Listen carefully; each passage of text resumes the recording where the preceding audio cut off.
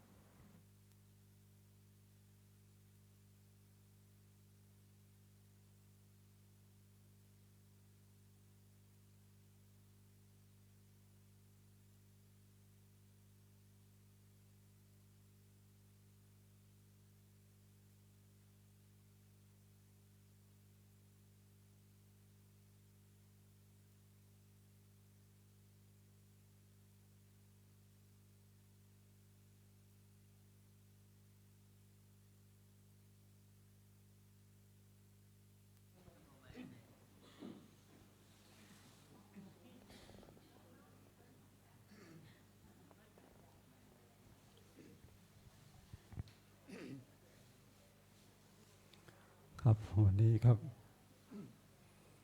ก็เป็นวันธรรมสวนะหรือวันพระแอม15 ค่ำเดือน12ครับวันนี้องค์แสดงพระธรรมเทศนาคือหลวงพ่อดร.พระอาจารย์วัชรินทร์นะครับปิยธรรมโมก็ขออาราธนาสู่ธรรมแก้วนะครับ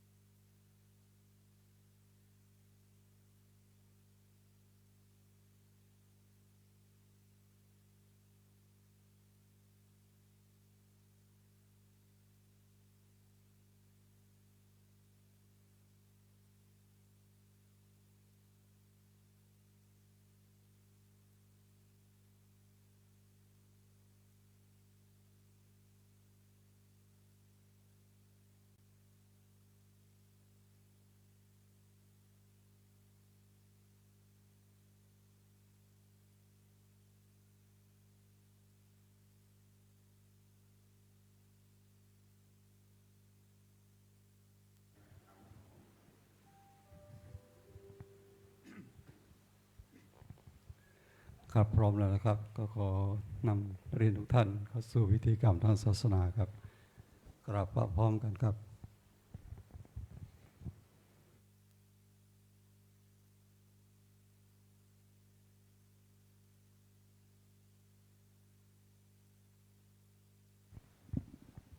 อิมินาสการเนะพุทธังอภิปูชยามะอิมินาสการนะธัมมังอภิปูชยามะอิมินาสการนะสังฆังอภิปูชยามะอะระหังสัมมาสัมพุทโธภะคะวาพุทธังภะคะวันตังอภิวาเทมิสวากขาโตภะคะวะตาธัมโมธัมมังนัมสสามิ ปฏิปันโนภะคะวะโตสาวกสังโฆสังฆังนามามิ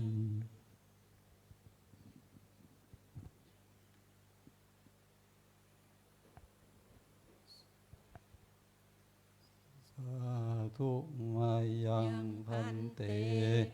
อิสรเนนะสหะอาถังคัสมนาคาตังอุโปสถังยาจามะทุติยัมปิมายังพันเตติสรเนนะสหะอาถังคัสมนาคาตังอุโปสถังยาจามะตาติยัมปิมายังพันเตติสรเนนะสหะอาถังคัสมนาคาตังอุโปสถังยาจามะนะโมตัสสะภะคะวะโตอะระหะโตสัมมาสัมพุทธัสสะนะโมตัสสะภะคะวะโตอะระหะโตสัมมาสัมพุทธัสสะนะโมตัสสะภะคะวะโตอะระหะโตสัมมาสัมพุทธัสสะนะโม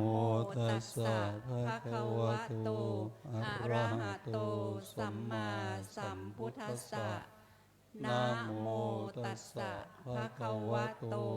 อะระหะโตสัมมาสัมพุทธัสสะนะโมตัสสะภะคะวะโตอะระหะโตสัมมาสัมพุทธัสสะพุทธังสรณังคัจฉามิ พุทธังสรณังคัจฉามิธัมมังสรณังคัจฉามิ ธัมมังสรณังคัจฉามิ สังฆังสรณังคัจฉามิ สังฆังสรณังคัจฉามิ ทุติยามปิพุทธังสรณังคัจฉามิ ทุติยัมปิพุทธังสรณังคัจฉามิ ทุติยามปิธัมมังสรณังคัจฉามิ ทุติยัมปิธัมมังสรณังคัจฉามิ ทุติยามปิสังฆังสรณังคัจฉามิ ทุติยัมปิสังฆังสรณังคัจฉามิ ตาติยามปิพุทธังสรณังคัจฉามิ ตติยัมปิพุทธังสรณังคัจฉามิ ตาติยามปิธัมมังสรณังคัจฉามิ ตติยัมปิธัมมังสรณังคัจฉามิ ตาติยามปิสังฆังสรณังคัจฉามิ ตติยัมปิสังฆังสรณังคัจฉามิ ติสรณะกามนังนิธิตัง อามะพันเต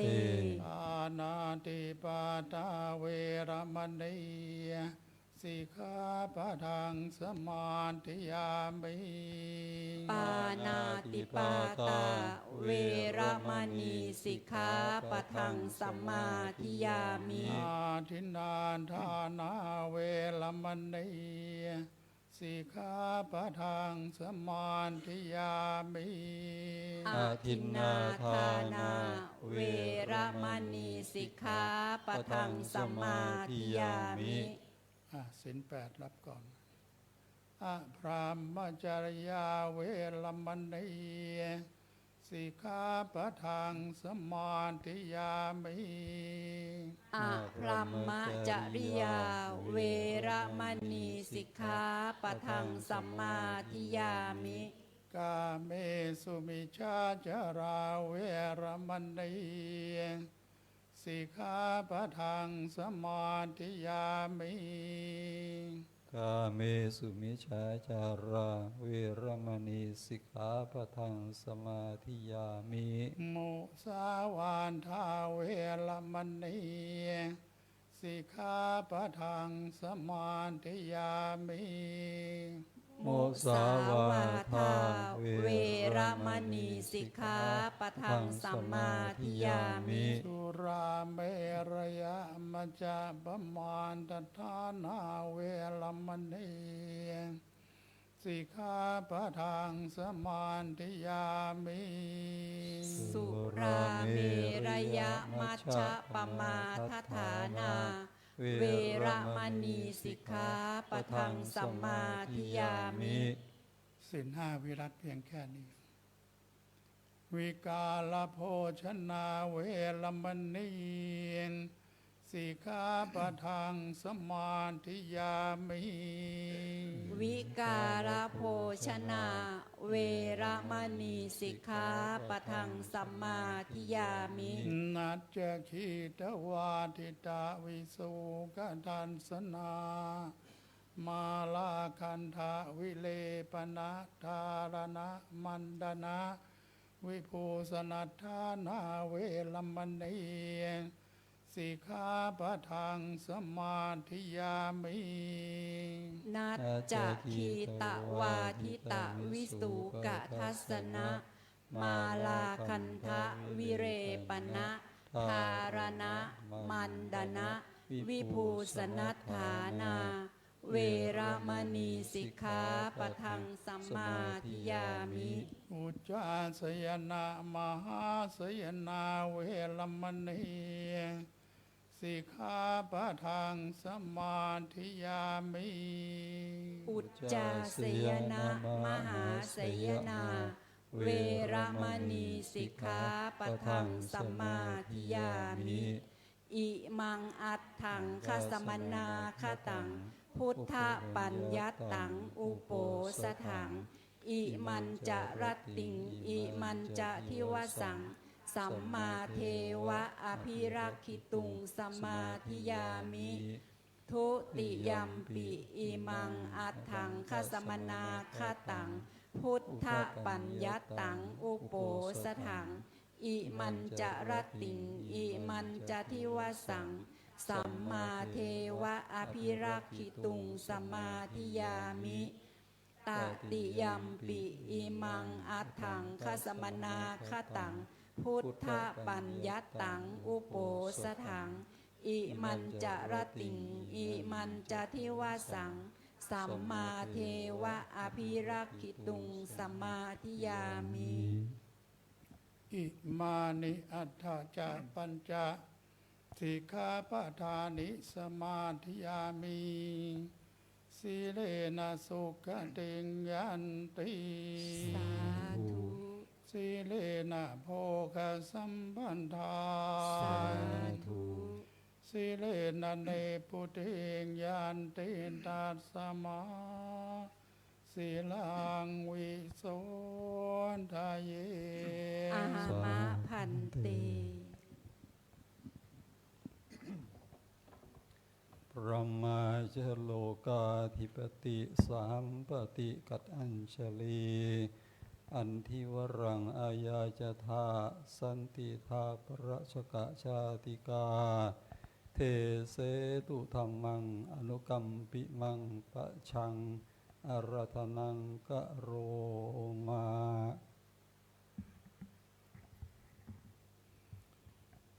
นะโมตัสสะภะคะวะโต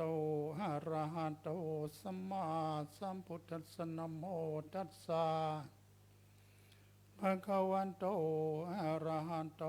สัมมาสัมพุทธัสสะนะโมตัสสะภะคะวะโตอะระหะโตสัมมาสัมพุทธัสสะสัพพะทานังธรรมะทานังชินาติสัพพะรสังธรรมรสโสชินาติติ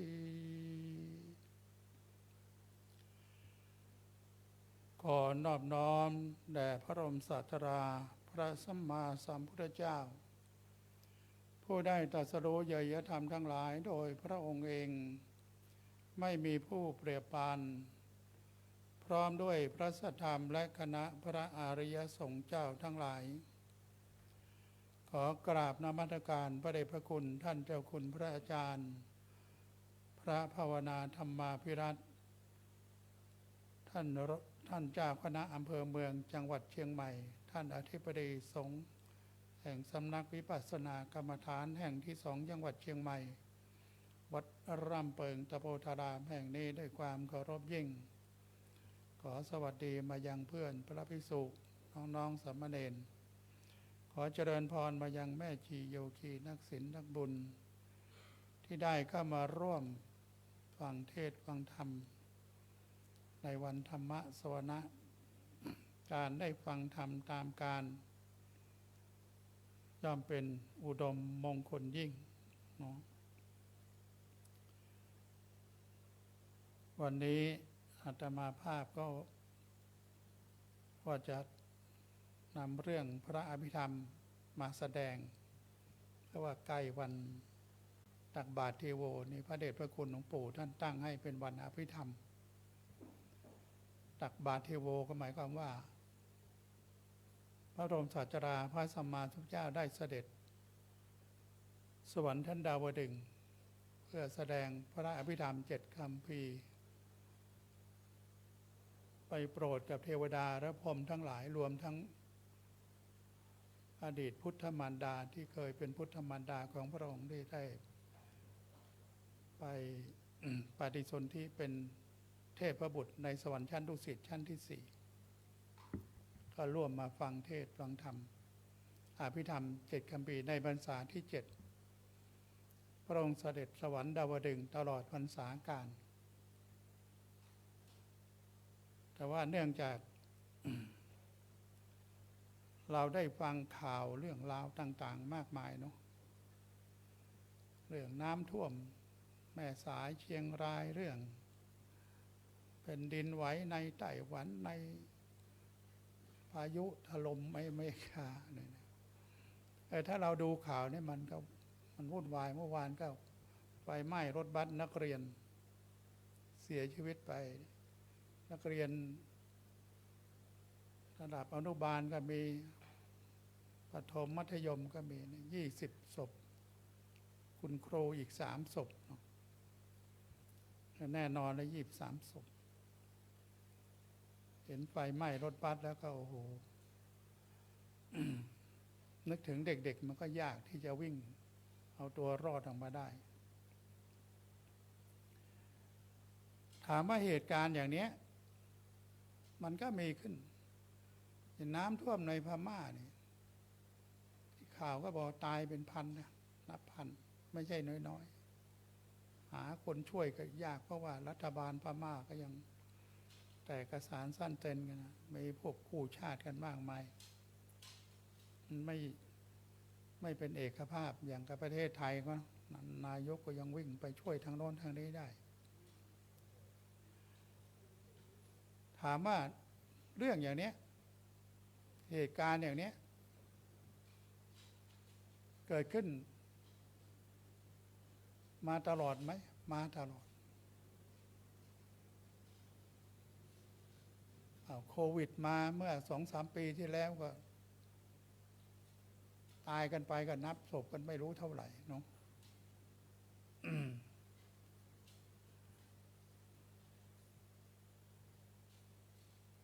ทำไมถึงต้องเป็นอย่างนี้นี่แหละพระบรมศาสดาพระสัมมาสัมพุทธเจ้าก็ทรงตรัสว่าโลกเราก็เป็นอย่างนี้แหละไฟไหม้น้ำท่วมแผ่นดินไหวหรือไม่เราก็ป่วยเจ็บป่วยโรคมะเร็งโรคร้ายโรคต่างๆมากมาย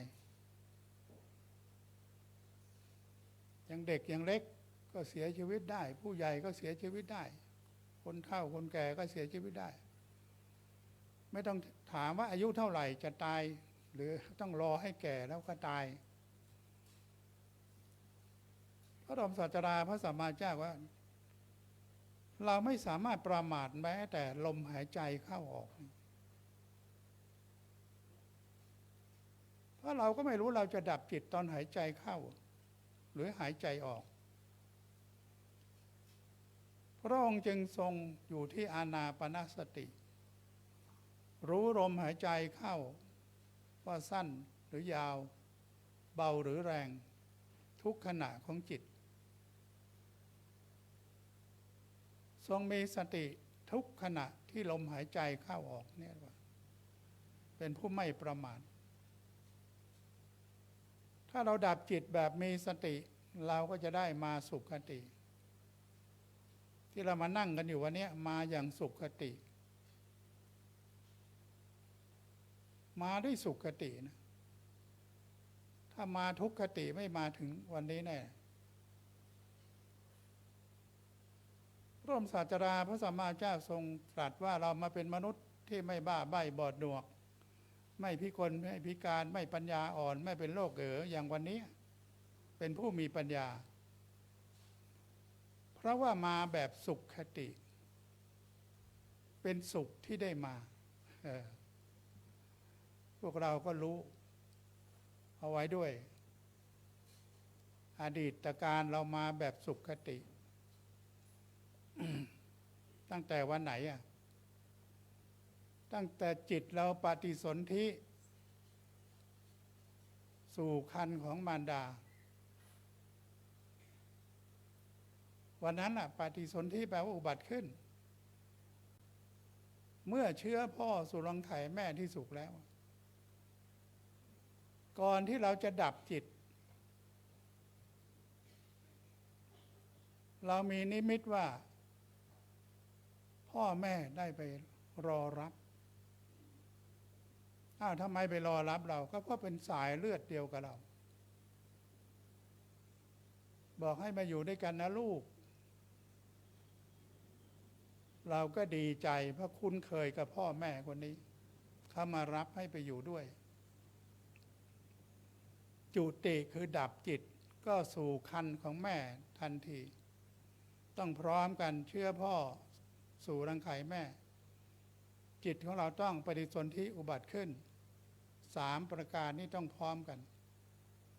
นี่แหละคือความอุบัติขึ้นของเราเราดีใจสุขคติถึงได้มา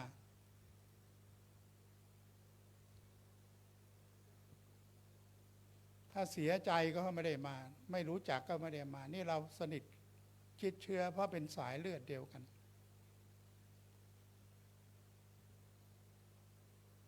แล้วต่อไปนี้ล่ะต่อไปนี้เราจะ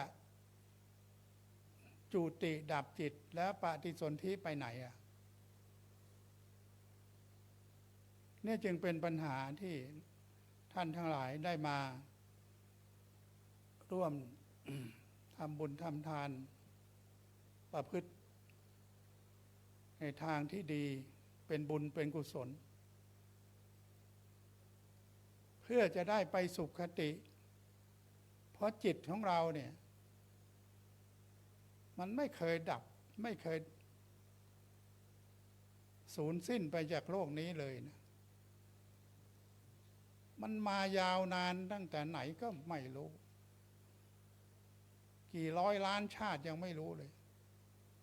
เวียนว่ายตายเกิดอย่างเงี้ยทิ้งร่างนี้ไปหาร่างใหม่ทิ้งร่างนั้นไปหาร่างใหม่เพราะจิตเราไม่ได้ดับหายไปเลยมันดับแล้วปฏิสนธิใหม่อุบัติขึ้นใหม่ทันทีเหมือนไฟเนี่ยมันก็เกิดดับของมันปกติเราก็ไม่เห็นว่ามันจะดับตรงไหนแต่ความจริงไฟมันดับเกิดดับอย่างรวดเร็วที่เราไม่สามารถจะรู้ได้จิตของเราก็เหมือนกันทำไมเราถึงต้องไปเกิดใหม่ก็เพราะว่าเรายังมีความห่วงหาอะไรอาวรณ์ไอ้ตัวเชื้อตัวกิเลสตัณหาราคะนี่แหละพระบรมศาสดาพระสัมมาสัมพุทธเจ้าก็เปรียบเทียบว่าเหมือนไฟเนี่ยไฟที่จุดถ้ามันยังมีเชื้อไฟอยู่มันก็ลุกไปเรื่อยๆมันไม่ดับจิตของเรายังมีเชื้อกิเลสห่วงหาอะไรอาวรณ์อยากได้อยากมีอยากเป็นไม่อยากได้ไม่อยากไม่มีไม่อยากเป็นห่วงลูกหลานเหลนนี่มีลูกหลานกับผูกคอเนี่ย มีสามีภรรยาก็ผูกแขนมีสมบัติก็ผูกขาแล้วเราจะหนีไปไหนมันห่วงไงเนี่ยพระบรมศาสดาพระสัมมาจึงตรัสว่ามันห่วงหน้าพระองค์หลังมันมีเชื้อตัวนี้ทำให้จิตเราไม่สามารถจะละมันไปได้พระองค์จึงบอกให้ละกิเลสตัณหาราคะเสียบ้างให้มันเบาบางลงไปเสียบ้างนะอย่างน้อยเราจะได้สิ้นทุกข์สิ้นกรรมนั้นทำอะไรถึงจะทำให้เรามีชีวิตที่มันไม่ตายทำยังไงเราถึงไม่ตายแล้วก็ไม่มาเกิดใหม่ก็ได้คือไปมรรคผลนิพพานเนี่ยไม่มีกิเลสไม่มีตัณหาไม่มีราคะจิตมันว่างเปล่าเมื่อไรมันก็ไปนิพพานได้เมื่อนั้นแต่เมื่อไรมันจะว่างมันยังห่วงอยู่นะอาตมาก็มีห่วงอะไรห่วงกุฏิอยู่มันก็ห่วงด้วยกันทั้งนั้นไปไหนก็ยังห่วงกุฏิอยู่เพราะนั้นเรื่อง ที่อาตมาได้ยกธรรมะขึ้นแสดงวันนี้ก็คือสิ่งที่เราต้องปฏิบัติเพื่อให้มันพ้นทุกข์เพื่อมันประเสริฐที่สุด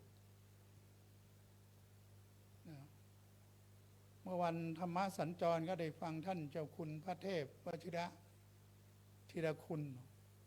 ท่านรองเจ้าคณะภาค7มาแสดงพระธรรมเทศนาว่าในชีวิตเราเนี่ยอะไรมันประเสริฐที่สุดท่านก็ให้คำถามมา4คำถามเราจะมีทรัพย์สมบัติอะไรที่ประเสริฐที่สุดเนี่ยบอกมียักษ์มาถามพระบรมศาสดาพระสัมมาสัมพุทธเจ้าจะประพฤติอะไรให้ประเสริฐที่สุดรสอะไรเนาะสัพพะรัสสังธรรมรสโสนะรสอะไรที่อร่อยที่สุดที่ประเสริฐที่สุดแล้วกัน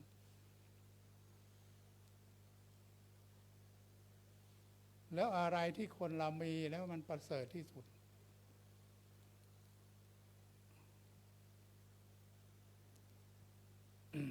ท่านเจ้าคุณท่านเป็นชาวสุพรรณอาตมาคนอู่ทองจังหวัดสุพรรณบุรีท่านก็เทศได้ชัดเจนอาตมานั่งฟังก็อโมทนาบุญกับญาติโยมที่ได้ฟังธรรมจากท่านเจ้าคุณท่านรองเจ้าคณะภาค7ที่ได้มาแสดงธรรมเมื่อวันธรรมสัญจรที่วัดลำเปิงตะพารามวันที่29 กันยาพระบรมศาสดาพระสัมมาเจ้าก็ว่าสิ่งที่ประเสริฐที่สุดที่มนุษย์ของเราควรจะมีก็คือคำว่าศรัทธาคำว่าศรัทธานี่มันต้องประกอบด้วยปัญญาไม่ใช่ศรัทธาไปเรื่อยนะเชื่อไปเรื่อยเชื่อพวกแก๊งคอนเซนเตอร์มันก็หมดตัวเหมือนกันเขาพูดว่าอย่างนั้นอย่างนี้ดีอย่างนั้นดีอย่างนี้ก็เลยไปเชื่อเขาคือความเชื่อมันต้องมีปัญญาประกอบเขาเรียกว่ามีสัมมาทิฏฐิมีความเห็นที่ถูกต้องทำนองครองธรรมพวกเรานี่เชื่อในเรื่องของกรรมนะคณะศรัทธาญาติโยมทั้งหลายที่มาร่วมทำบุญทำทานในทุกวันศีลวันพระก็เชื่อในเรื่องของกฎแห่งกรรมทำอย่างไรไว้ย่อมได้ผลอย่างนั้นปลูกพืชเช่นไรต้องได้ผลเช่นนั้นถ้าเราทำความดีมันต้องได้รับผลดีมันปลูกมะม่วงอย่าไปเป็นพืชอย่างอื่นเป็นไปไม่ได้ก็ต้องออกลูกมาเป็นมะม่วงอยู่ดีเรามั่นใจคุณงามความดีที่เราทำไว้ผลมันต้องมาดีวิบากกรรมผลที่ได้รับ ชื่อว่าเราเป็นคนกระทำกรรมเราก็ต้องรับผลกรรมเพราะว่าอดีตการของเรานั่นเราทำกรรมดีในอดีตชาติที่แล้วเราจึงได้มานั่งอยู่วันนี้ได้อาตมาก็มีโอกาสมานั่งเทศนาให้โยมได้ฟังได้ก็แสดงว่าได้ทำคุณงามความดีไว้บ้างไม่งั้นก็คงไม่มานั่งเทศนาให้โยมได้ฟังได้สิ่งเหล่านี้เราก็ทำกันมาเองไม่มีใครทำให้เราได้เลยพระบรมศาสดาพระสัมมาสัมพุทธเจ้าก็ไม่ได้มาบอกให้เราได้ให้เรามีบุญให้มีบารมีเราต้องทำเอง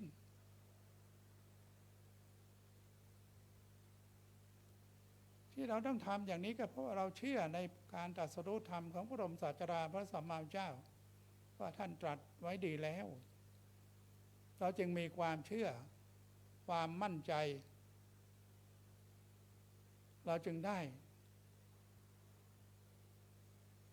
มาทำคุณงามความดีมาทำทานรักษาศีลมาภาวนาจิตใจให้มันเจริญขึ้นสะสมบุญนี่คือสิ่งที่เรามาประพฤติปฏิบัติเพราะมีศรัทธาทรัพย์ที่ประเสริฐที่สุด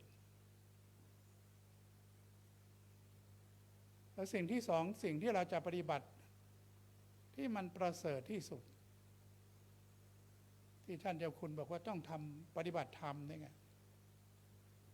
คือปฏิบัติตามศีลสมาธิปัญญาปฏิบัติภาวนานี่ก็คือปฏิบัติธรรมศีลสมาธิปัญญา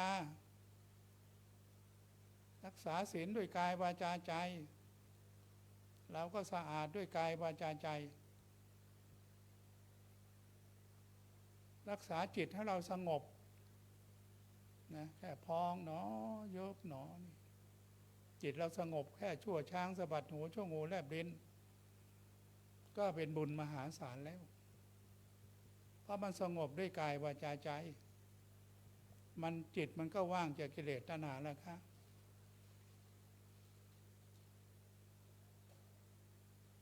ปฏิบัติธรรมเนี่ยเรารับศีล8ศีล5ไปนี่คือปฏิบัติธรรมไม่ใช่รับแล้วไม่ปฏิบัติจุงกัดยังตบแผ่มันก็ไม่ศีลมันก็ขาดมันทะลุศีลมันด่างก็เรียกศีลทะลุศีลด่างศีลพร้อยเป็นรอยด่างดำไม่ขาวเหมือนผ้าขาวที่เรานุ่งมันมีจุดดำเพราะว่าเราทำผิดศีลข้อใดข้อหนึ่งไปอีกรับแล้วรักษาได้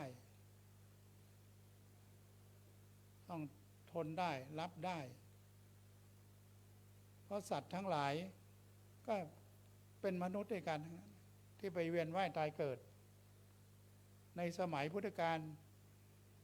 พระปฏิบัติดีปฏิบัติชอบท่านเป็นลม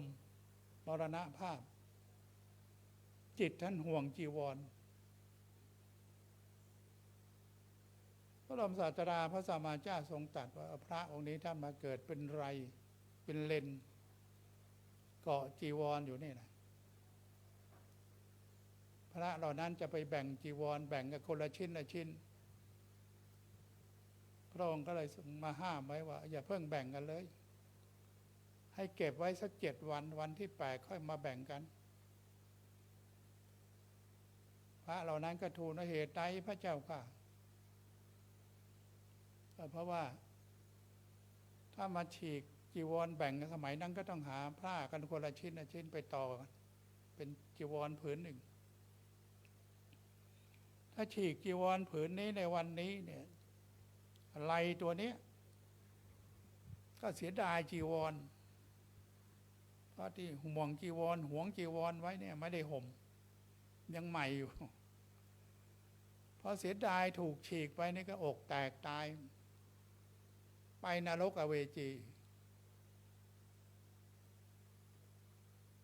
เป็นสัตว์เดรัจฉานนะเป็นไรเป็นเลนเนี่ยนะ อกแตกตายเสียดายไปนรกอเวจีหนักเข้าอีกสัตว์เดรัจฉานก็500 ชาตินี่มันเป็นแสนชาติกว่าจะได้มาเวียนว่ายได้เกิดกันใหม่มันหนักหนาสาหัสอย่างนี้เราจึงต้องไม่ประมาทนะโยมท่านทั้งหลายจงทำความไม่ประมาทให้พร้อมประพฤติปฏิบัติคำถามที่3บอกว่ารสอะไรที่ประเสริฐที่สุดที่อร่อยที่สุดท่านเจ้าคุณก็เฉลยว่าพระบรมศาสดาพระสัมมาสัมพุทธเจ้าก็ตรัสว่าสัจจะความจริงเป็นรสที่คนชอบมากที่สุดทุกคนนี่ชอบความจริงแต่ไม่ยอมพูดความจริงเนาะอยากรู้ความจริงแต่ไม่พูดความจริงหรือไม่กล้าพูดความจริงแต่เป็นอย่างนั้นของที่ปิดไว้เนี่ยเราอยากเปิดดูเขาซ่อนไว้เราก็อยากเห็นอย่างนั้นที่เขาเปิดไว้ให้ดูเราก็ไม่อยากดู มันเป็นอย่างนั้นธรรมชาติของเรานั้นความจริงเนี่ยสัจจะความจริงรักษาสัจจะเป็นรสเป็นโอชาอาหารที่บำรุงใจเรามีความสุขทั้งชีวิตขอให้เรามีสัจจะไม่พูดเท็จไม่พูดส่อเสียดไม่พูดเพ้อเจ้อไม่พูดหยาบคายมีความสุขอยู่ที่ไหนก็มีความสุข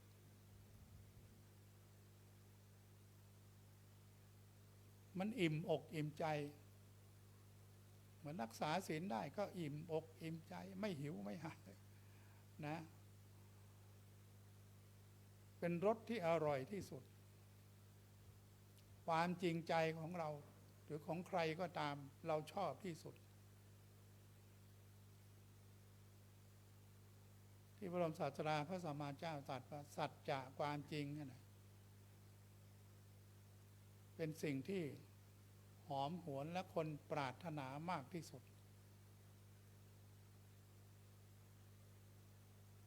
และสิ่งใดที่ประเสริฐที่สุดสำหรับมนุษย์เราที่จะดำเนินชีวิตไป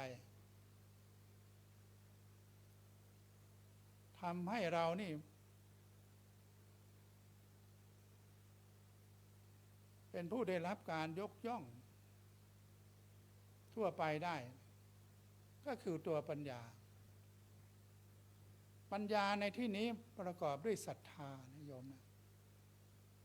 ประกอบด้วยศรัทธาประกอบด้วยสติประกอบด้วยหิริโอตตัปปะ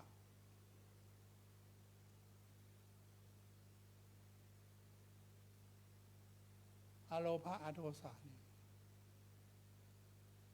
ตัวปัญญาเนี่ยไม่โลภไม่โกรธละอายต่อบาปเกรงกลัวต่อบาปปัญญาตัวนี้ประเสริฐที่สุดวิธีการดำเนินชีวิตที่ประเสริฐที่สุดก็คือตัวนี้ตัวปัญญาพุทธะผู้รู้ผู้ตื่นผู้เบิกบานนายโยมนะเป็นผู้รู้ผู้ตื่นผู้เบิกบานอันสัพพะทานังธรรมะทานังชินาติการให้ธรรมเป็นทานย่อมชนะการให้ทั้งปวงให้ความจริงท่านเจ้าคุณพระเทพวริชะธีรคุณท่านก็ให้ความจริงญาติโยมไว้วันนั้นก็เป็นทานเป็นธรรมที่ประเสริฐที่สุดที่ดีที่สุดอันนี้นำมาบอกมากล่าวเล่าให้คณะสัตยาญาติโยมได้ฟังต่อเผื่อบางท่านไม่ได้ฟังในวันที่ท่านเจ้าคุณท่านได้แสดงธรรมไว้ก็เลยมาสรุปให้ว่าทรัพย์ที่ประเสริฐที่สุดคือมีศรัทธา ในพระพุทธศาสนาเนี่ยไม่ใช่ศรัทธาไปเรื่อยมาทำบุญรักษาศีลก็เพราะมีศรัทธามาฟังเทศน์ฟังธรรมก็เพราะมีศรัทธาสิ่งที่เราจะปฏิบัติได้ก็เนี่ยศีลสมาธิปัญญาสิ่งสำคัญที่สุดของเราก็คือสัจจะความจริงใจต่อกันสิ่งที่เราทำให้เราหลุดพ้นความทุกข์ได้ก็คือตัวปัญญาเราไม่ต้องห่วงว่าอะไรจะเกิดขึ้นในชีวิตแผ่นดินจะไหวไฟจะไหม้น้ำจะท่วมโลกนี้จะแตกสลายเมื่อไหร่แต่ถ้าเราประกอบด้วยปัญญาเราพร้อมด้วยบุญบารมีของเราแล้วเราดับจิตจุติเราก็ปฏิสนธิสุขคติอยู่ดีเพราะเรามีบุญบารมีที่จะไปภพภูมิข้างหน้าต่อไปเรามั่นใจในบุญบารมีที่เรามีแล้วเราก็จะดับจิตตอนไหนเวลาไหนก็ได้เสมอขอให้ปัญญาเป็นผู้รู้ผู้ตื่นผู้เบิกบานตัวเนี้ยเป็นสิ่งที่ดำเนินชีวิตของคณะศรัทธาญาติโยมไว้ว่าเรามาทำบุญทำทานรักษาศีลมาประพฤติวัดปฏิบัติธรรมมาทำทานทุกวันศีลวันพระแต่อย่างน้อยอยู่ที่บ้านเนาะไหว้พระสวดมนต์ทำบุญทำทานที่บ้านคนยากคนจนคนอะไรก็ช่วยเหลือกันไปเท่าที่ช่วยได้การให้เนี่ยเป็นสิ่งที่ย่อมเป็นที่รักสำหรับคนนะแม้แต่สัตว์ที่มันดุไปเลี้ยงอาหารให้มันหน่อยอย่างพวกเสือพวกอะไรอย่างหมูเด้งเนี่ยตอนนี้มันดังนะแม่โยมโอ้ทั่วโลกเขาบอกทำไมไม่เอาหมูเด้งฮิปโปนี่ไปปล่อยป่าไปปล่อยตามป่าเพราะมันเป็นสัตว์ป่าสวนสัตว์เขาเขียวที่ชลบุรีก็บอกเอ้าเขาเป็นคนเพาะมันขึ้นมาแล้วไปปล่อยป่าได้ยังไงแล้วก็เพราะฮิปโปแคะมันต้องเลี้ยงดูไปปล่อยป่าก็ตายดิไอ้พวกนักอนุรักษ์นิยมของทั่วโลกเขาโวยวายว่าไปเลี้ยงหมูเด้งให้มันทรมานไปปล่อยมันนี่ยิ่งทรมานนี่มันก็อดตายดิให้มันเด้งอยู่ในที่สวนสัตว์เนาะคนไปดูเดือนที่แล้วว่า160,000 คนโอ้แล้วหมูเด้งเรียกแขกตอนนี้ดังพอๆกับลิซ่าเนาะบอกว่าหมูเด้งฮิปโปแคะของเมืองไทยดังพอๆกับลิซ่าทั่วโลกเอาไปลงข่าวเกี่ยวกาวก็นั่นแหละเมืองไทยก็มีหลายอย่างเมื่อวานไฟไหม้นักเรียนก็เป็นข่าวดังไปทั่วโลกเหมือนกันนี่เราก็ให้เห็นว่าทุกสิ่งทุกอย่างมันมีเหตุมีปัจจัยไม่มีคำว่าบังเอิญนะอาตมาเทศนาวันนี้ก็ไม่มีคำว่าบังเอิญมันต้องมีเหตุมีปัจจัยญาติโยมมาฟังเทศน์ฟังธรรมก็ไม่มีเหตุว่าบังเอิญว่าได้มามีเหตุมีปัจจัยได้ทำกันไว้การได้พบได้เจอกันก็ไม่ใช่เหตุบังเอิญทั้งนั้นทุกคนได้สร้างบุญบารมีกันไว้ในทางดีหรือทางไม่ดีทางไม่ดีก็ไปเจอพวกไม่ดีทางดีมันก็มาเจอในทางดีเราทำอะไรมันก็ได้ผลเช่นนั้นปลูกพันธุ์พืชผลไม้อย่างไรมันก็ออกพืชผลของมันเช่นนั้นจะไม่เปลี่ยนไปจากนี้นั้นวันนี้อาตมาก็เลยมาอธิบายขยายความต่อจากท่านเจ้าคุณพระเทพวรชนะธีรคุณท่านรองภาค7ที่ท่านได้มาเทศนาไว้สิ่งที่เราจะนำไปใช้ในชีวิตประจำวัน ให้มันประเสริฐที่สุดในชีวิตก็ขอให้มีศรัทธาให้มีประพฤติวัดปฏิบัติตามศีลสมาธิปัญญาให้มีสัจจะให้มีปัญญาเราก็จะได้มีความสุขมันจะตกทุกข์ได้ยากเราก็มีความสุขเพราะว่ามันจะเป็นอะไรเราก็ยอมรับชะตากรรมที่มันจะต้องเกิดขึ้นไม่ว่าเราหรือเขามันไม่มีคำว่าบังเอิญทุกอย่างมีเหตุมีปัจจัยที่ได้เกิดเหตุอย่างนี้อย่างนั้นไม่ว่าไฟไหม้น้ำท่วมแผ่นดินถล่มอะไรก็ตาม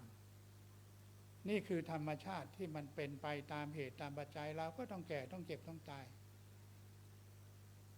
เราไม่ถูกไฟไหม้ไม่ดู แผ่นดินถล่มไม่ถูกน้ำท่วมเราไม่เป็นมะเร็งไม่เป็นโรคร้ายแต่เราก็ต้องตายก็ต้องตายจะไปไหนก็ยอมรับว่าธรรมชาติมันก็เป็นอย่างนี้แหละมันยอมรับความจริงอย่างนี้ด้วยปัญญาของเราก็มีความสุขอันก็ขอให้คณะสัตยาญาติโยมทั้งหลายได้นำไปประพฤติวัดปฏิบัติตามให้ถูกต้องทำนองของธรรมเนาะการให้ธรรมเป็นดานย่อมชนะการให้ทั้งปวงรถแห่งพระสัทธรรมย่อมชนะรถทั้งปวงวันนี้ขอให้ท่านศรัทธาทั้งตนทั้งหลายได้มีความสุขความเจริญปรารถนาสิ่งหนึ่งประการใด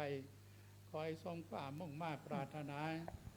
จะอยู่แห่งหนตำบลใดจะไปแห่งหนตำบลใดก็ให้ปราศจากโรคาพยาภัยอันตรายทั้งปวงได้รับแต่ความสุขความเร็จตามที่ปรารถนาทุกสิ่งทุกประการทุกท่านทุกคนเทินเอวังก็มีด้วยประการละชนี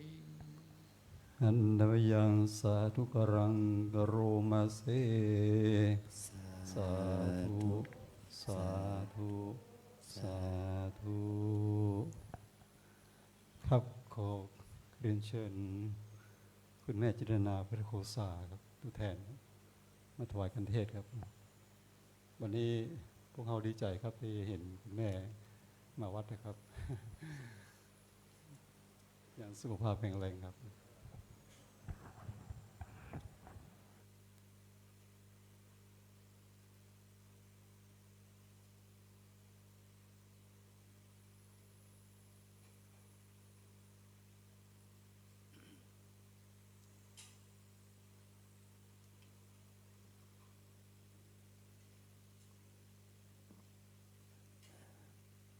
คุณแม่อายุ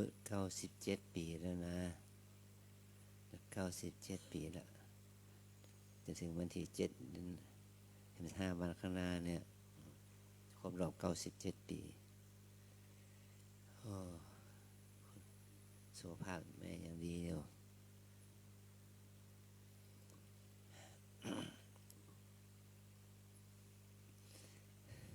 อยากได้อายุยืนก่อนกับอยากได้อายุยืนก็ขยันภาวนาขยันลมขยันหายใจเนาะอันนี้มีความสุขความเจริญอายุถึง97 ปีนี้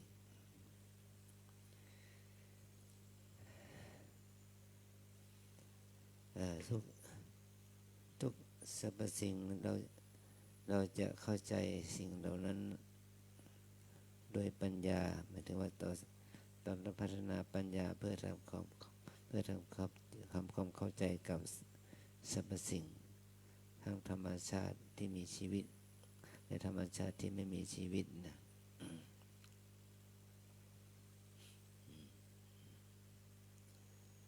แต่ว่าบางสิ่งบางอย่างเราแก้ไขไม่ได้โดยเฉพาะธรรมชาติที่มาจากสิ่งที่ไม่มีชีวิตที่นอกจากตัวเราแต่บางอย่างนี้มันก็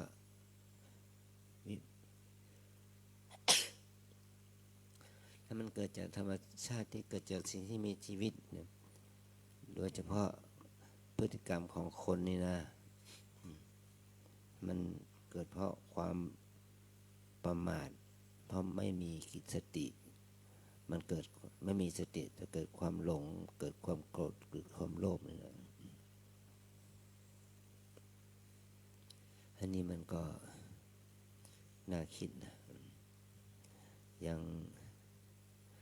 เรื่องน้ำท่วมมันก็เกี่ยวข้องกับคนที่ทำธุรกิจการงานอาชีพที่ว่าไปทำลายธรรมชาติสิ่งแวดล้อมเนี่ยบางครั้งก็ธรรมชาติสิ่งแวดล้อมมันเสียไปเพราะความต้องการของคนเราแต่สุดท้ายก็มันมีผลกระทบกับตัวเราแต่ธรรมชาติบางอย่างก็มันเป็นธรรมชาติจริงๆเราไปแก้ไขมันไม่ได้แต่สรุปแล้วมันก็เกี่ยวข้องกับคนในแง่ที่ว่าทำให้สิ่งแวดล้อมมันไม่สมดุลทำให้ลมฟ้าอากาศไม่สมดุล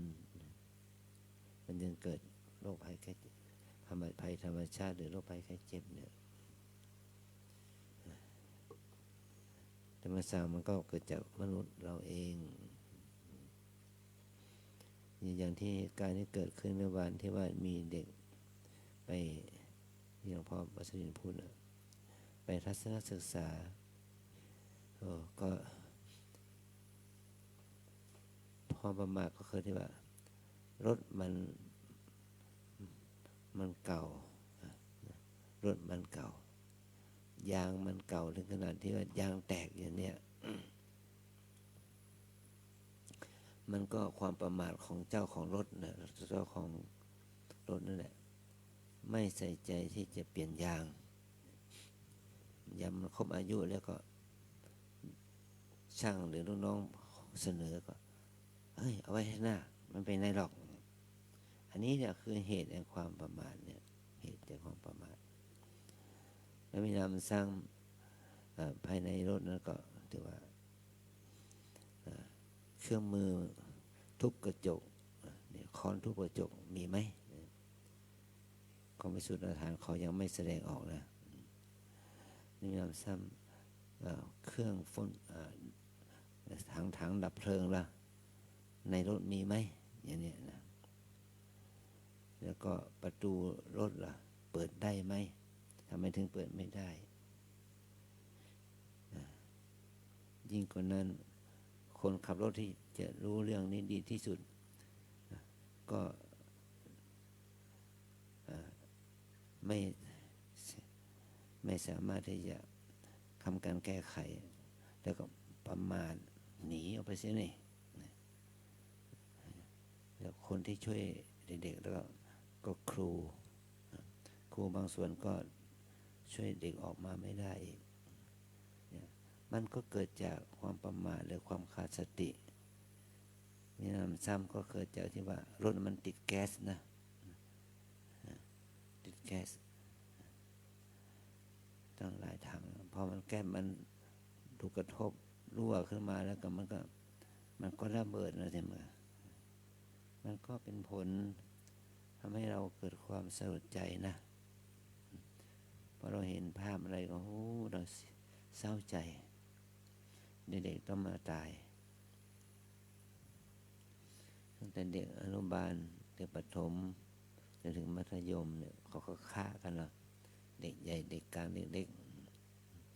แต่ปรากฏว่าเด็กมันอยู่ข้างหน้าเนี่ยครูก็สามารถนำเอามาออกมาก่อนได้แต่เด็กที่อยู่ตรงกลางทางท้ายเนี่ยเป็นเด็กโตๆอ่ะมันออกมาไม่ได้เนี่ยมันน่าเสียดายเราก็เห็นว่ามันเกิดจากความประมาทของคนแล้วก็ความไม่สุจริตของผู้ตรวจรถเนี่ยหน่วยขนส่งอะไรเนี่ยก็ไม่ตรวจอย่างชัดเจนอันนี้ก็ขอให้เราทั้งหลายได้รู้ว่ามันผลมาจากความตณีความโลภความตณีของเจ้าของรถความไม่ซื่อสัตย์ต่อการดูแลและเจ้าหน้าที่ผู้ตรวจรถก็ไม่ซื่อสัตย์ต่อหน้าที่อย่างนี้เป็นต้นนะ มันผลมันเกิดจากความประมาทของเจ้าของรถผู้ประกอบการเองถ้ามองในแง่ลบขึ้นมาว่าครูผู้ไปเหมารถล่ะได้ตรวจดูรถหรือยังรถเก่าเองรถราคาถูกอีกนะก็จะเหมาในราคาที่ถูกขึ้นมาล่ะแต่ไม่ได้สนใจความปลอดภัยของเด็กล่ะของนักเรียนของครูล่ะก็เกิดจากครูอีกนั่นแหละผู้ครูบาอาจารย์ที่ไปทำหน้าที่นี้มันเป็นโครงการของโรงเรียนแล้วครูไปทำกิจที่ว่ามีนอกมีในล่ะขอลดราคาขอลดเปอร์เซ็นต์ล่ะมันมีผลทั้งนั้นเลยนะอันนี้จึงเป็นผลที่มันเป็นผลที่ว่าถ้ามันเกิดกับคนอื่นเราก็พอมันจะเศร้าใจเสียใจอย่างไรก็ยังพอทำใจได้เนาะถ้าเกิดกับลูกหลานเราล่ะมันไม่ได้เศร้าใจเสียใจธรรมดานะมันคับแค้นใจเศร้าโศกไม่ได้ลำพันถึงขั้นคับแค้นใจเสียใจเศร้าใจมันจิตใจมันก็จิตตกนะ